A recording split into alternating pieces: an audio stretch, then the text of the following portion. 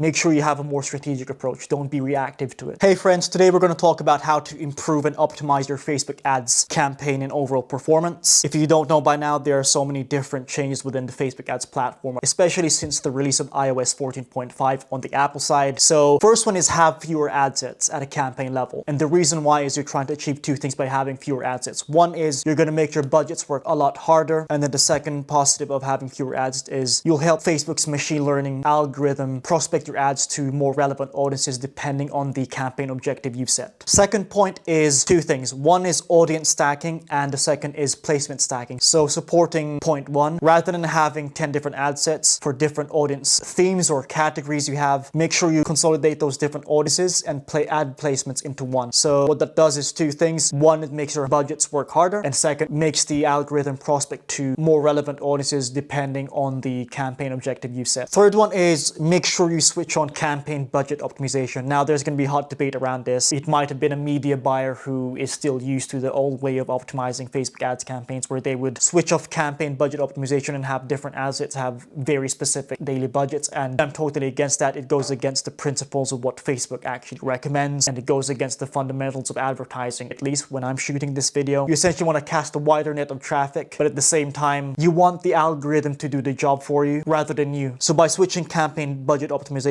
your budgets are gonna automatically allocate to the best performing ad set rather than you deciding daily or weekly basis which ad sets should have that specific budget. Let the algorithm do the work for you. Number four is make sure that you have fewer than 7 ads. Don't focus too much on the number of ads that I said. I just like the number 7. But generally, the more ads you have within an ad set level, the more it's gonna take time for the algorithm to optimize its performance. Because if it's trying to deploy impressions at all the different ads you have, and imagine if you have a lot of different ad sets, the longer it's going to take for your campaign to improve its performance. You're essentially slowing down the process of improving your campaign by having more than 7 ads. To that, with the 7 ads that you do deploy, make sure that they at least have different headlines, different descriptions, and make sure there's different types of creative. So make sure you're experimenting with different file types, so images, carousels, and videos and GIFs, rather than just static images solely, for example. And a bonus tip, make sure you switch on dynamic ads. So dynamic ads is very similar to Google's responsive search ads. You can deploy up to 5 different primary texts, up to 5 different headlines, and up to 5 different descriptions. The only caveat to that is you won't be able to dictate which combination of those different ad copy parameters actually work the best. But nonetheless, like I mentioned earlier, make sure that you make it easy for the algorithm to do its work. Like,